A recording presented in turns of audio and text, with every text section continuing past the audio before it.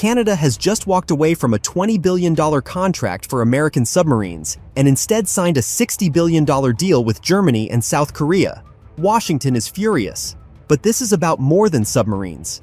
The real question is whether America can still dictate defense decisions to its closest allies. And if Canada managed to resist the pressure, what happens when others follow? What is happening now has the potential to shake the very foundations of NATO.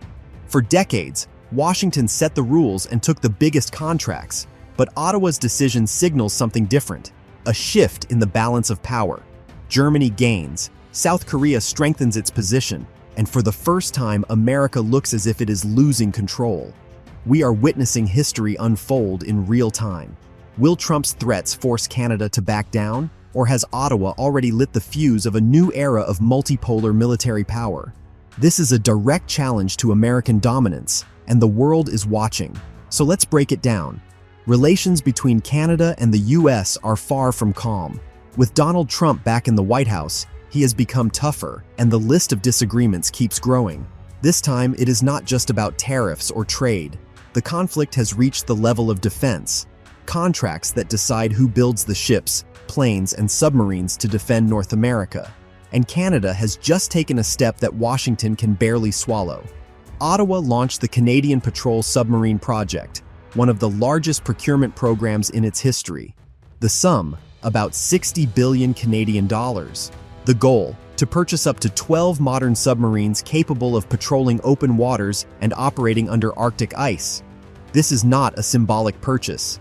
These submarines will define the capabilities of the Canadian Navy for the next 4 decades. But the real shock lies in one requirement. The submarines must have conventional power, not nuclear. At first glance, this seems like a technical detail, but it changed the rules of the game.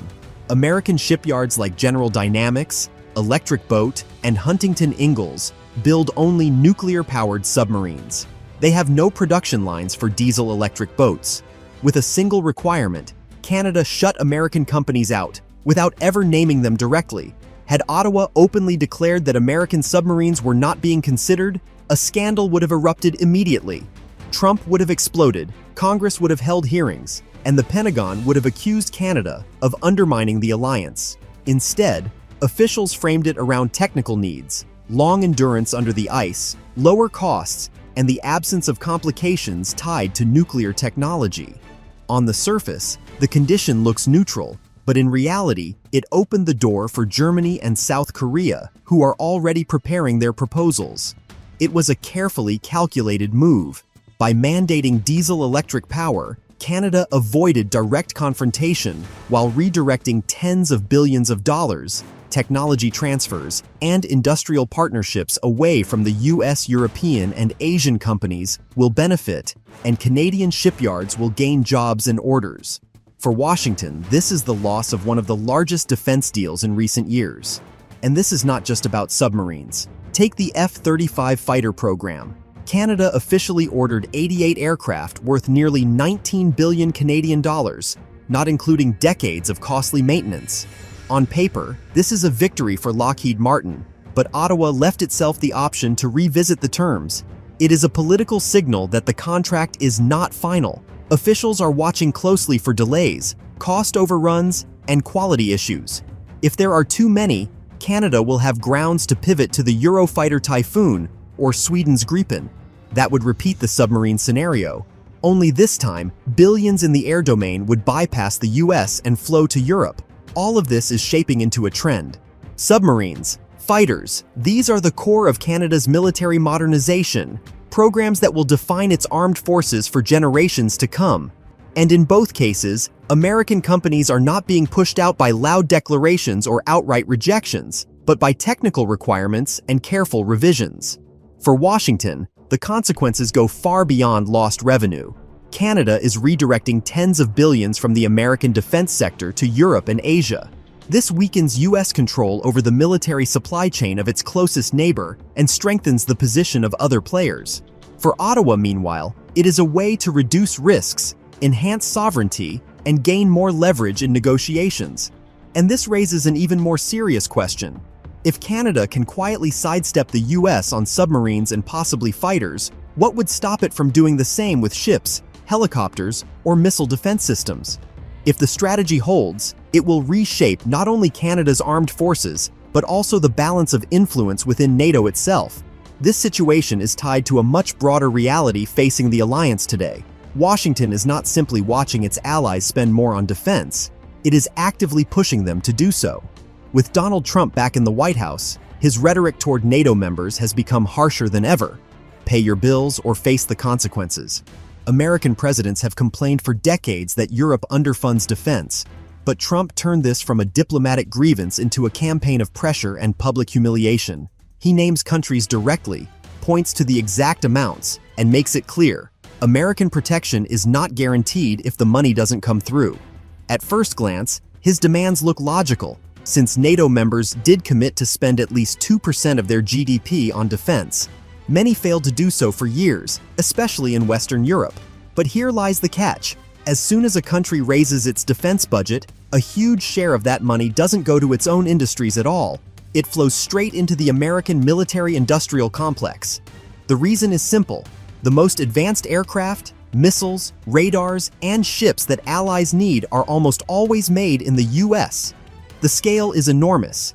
In 2024, NATO's combined defense spending exceeded $1.3 trillion. The United States accounted for about 70% of that sum. And when Trump demands that Europe do more, what he really means is buy more from American factories. And Europe dutifully responds. After years of hesitation, Germany created a special €100 billion defense fund. Poland is buying tanks and missile systems in bulk. The United Kingdom, already a major player, is upgrading its air force with new American jets. These are not just purchases, they are a massive flow of money into the US defense industry. Look at the key players: Lockheed Martin, Raytheon, General Dynamics, Northrop Grumman, Boeing. Their profits depend directly on foreign orders. NATO allies are their most reliable clients. As soon as European governments boost their budgets, billions automatically land on American production lines. Factories in Texas, Connecticut, and Virginia keep running around the clock, and thousands of jobs are sustained by European orders. And these are not small sums. The F-35 program alone is valued at over $1.7 trillion across its life cycle. Any country joining the program is effectively committing itself to decades of training, spare parts, and maintenance. Most of it supplied from the US Patriot systems cost billions per battery. Abrams tanks, drones, precision-guided munitions, prices climb with every contract. By demanding higher defense spending, Washington is essentially locking in a guaranteed pipeline of orders for its industry for decades. For Europe, this is becoming a trap of dependency. Yes, budgets are growing, but much of that investment strengthens American industry, not local producers. European companies remain weaker, less competitive, and physically unable to meet demand. In a crisis, the continent once again finds itself tied to American parts, technologies, and supply chains. This is no longer just an economic imbalance. It is a tool of strategic control. European leaders understand this all too well. They see that the more they spend, the deeper the dependency grows. Yet with Russia's war against Ukraine and global tensions rising, they have almost no choice. To resist means being branded freeloaders by Trump. To comply means continuing to funnel billions of dollars into American firms. It looks more like an imposed dependency than a genuine partnership. It is no surprise that Trump considers this his victory. With his return, NATO's European allies have increased their defense budgets by an average of 5%. That means tens of billions of dollars, a significant share of which is already flowing into the US defense industry. But the bigger question lies ahead. How long will Europe tolerate this situation? Will Germany, France, and Italy keep signing multi-billion checks in favor of American giants? Or will they begin to follow Canada's path, setting procurement terms so that money stays in Europe? If that trend really takes hold, the US risks losing not just contracts, but also the privileged position its defense sector has held inside NATO for an entire generation. America is losing its grip on allies' defense markets. And now the key question is, who's next? If Canada has already defied US pressure, what happens when other major players follow? So subscribe to the channel and turn on notifications to keep track of the shifting landscape of global geopolitics. See you in the next video.